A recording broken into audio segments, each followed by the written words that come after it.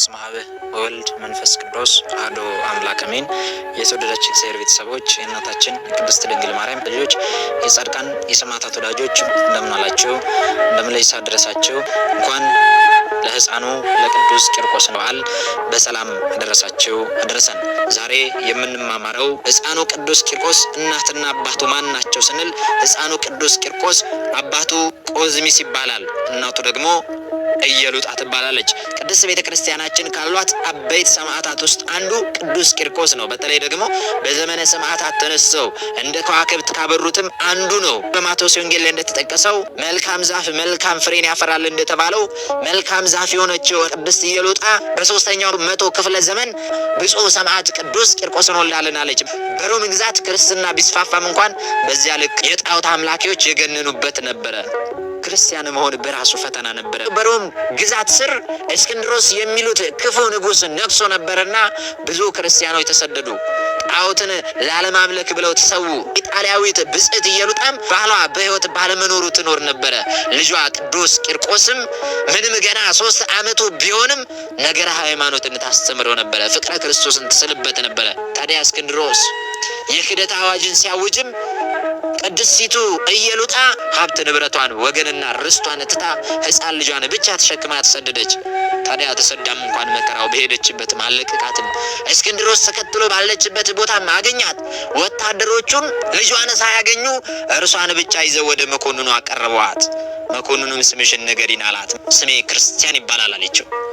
ንጉሱም ታዲያ ተቆጥቶ ትክክለኛውን ስምሽን ተናገሪ ቢላት እውነተኛው ስሜ ክርስቲያን ነው፣ ነገር ግን አለች ሞክሼ ስሜን ከፈለግ እየሉጣ እባላለሁ አለችው። መኮንኑ ለእስክንድሮስ ለጣዖት ልትሰግጂ ይገባል ሲላት ለጣዖት መስገድ እንዳለብንና እንደሌለብን እውነቱን ያስረዳን ዘንድ የ3 ዓመት ሕፃን ፈልገህ አምጣና ተረዳ አለችው። ይህንን ስትለው የ3 ዓመት ሕፃን ልጅ ፈልገው ያመጡ ዘንድ ወታደሮቹን ላካቸው። የሀገሩ ሰዎች ልጆቻቸውን ስለደበቁ የተገኘው ቅዱስ ቂርቆስ ነበረ። እሱንም ባገኙት ጊዜ ይህ ልጅ ስንት ዓመቱ ነው ብለው ሌሎች ሰዎችን ጠየቁ።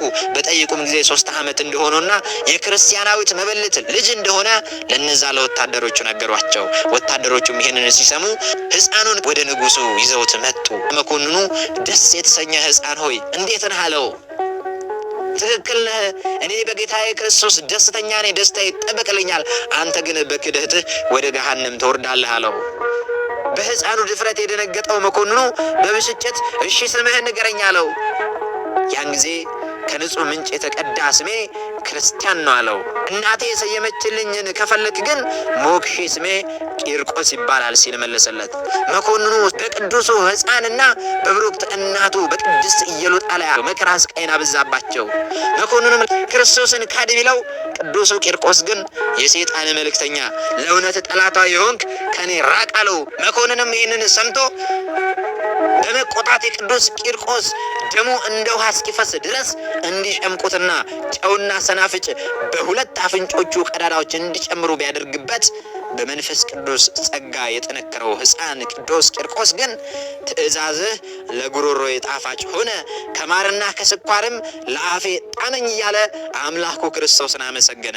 መኮንኑ በዚህ ሳያበቃ ታዲያ እናትና ልጇ በክፉ አሟሟት እንዲሞቱ በማሰብ የረዘሙና የተሳሉ በእሳት እንደ ፍም የጋሉ 14 የብረት ችንካሮች እንዲመጡ አስደርጎ 7 በእናቱ አካላት 7ቱ በሕፃኑ ሰውነት ላይ እንዲሰካ ቢያደርግም በጌታ ትእዛዝ ግን ግለቱ ጠፍቶ እንደ በረዶ በመቀዝቀዝ ምንም ጉዳት ሳይደርስባቸው ቀረ። በእውነት ክብር ለአምላካችን ይሁን።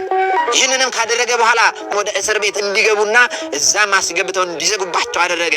ከዚያም ሕፃኑንና እናቱን የሚሰቃዩበት ታላቅ መንኮራኩር ተሰርቶ ካለቀ በኋላ ሁለቱን ራሳቸውን ላጭተው የእሳት ፍምን በላያቸው ላይ ቢያደርጉም የእግዚአብሔር መልአክ ስቃያቸውን ሁሉ ከነርሱ ላይ አራቀላቸው። የሕፃኑን ምላስ ቢያስቆርጠውም ጌታችን ምላሱን መልሶለታል። በታላቅ ጋን ውሃ አፍልተው ሕፃኑና እናቱን እንዲጨምሯቸው ሲያዝ ከሚፍለቀለቀው ውሃ ድምፅ የተነሳ ለጊዜው እናቱ ፍርሃት ስጋዊ ቢያገኛትም ልጇ ወደ ጌታችን በጸለየላት ጊዜ ፍርሃቱ ርቆላት ከልጇ ጋር ስትገባ መልአከ ብርሃን ቅዱስ ገብርኤል ወርዶ ውሃውን አቀዝቅዞ ሐምሌ 19 ቀን ከዛ ከፈላ ውሃ ውስጥ አውጥቷቸዋል። በመጨረሻም የሰማዕትነት አክሊልን የሚያገኝበት ጊዜ ሲደርስ ጌታችን ተገልጦለት ቃል ኪዳንን ሰጥቶታል። ስሜን ለሚጠራ መታሰቢያን ለሚያደርግ ቤተክርስቲያንን ለሚሰራ የተጋድሎን መጽሐፍ ለሚጽፍ ለሚያጽፍ ወይም ለሚያነባው ለቤተክርስቲያን መባ ለሚያስገባው በውስጧም ለሚጸልይ ለሁሉም ፍላጎታቸውን ስጣቸው አለ። ኃጢአታቸውንም ይቅር በል አለ።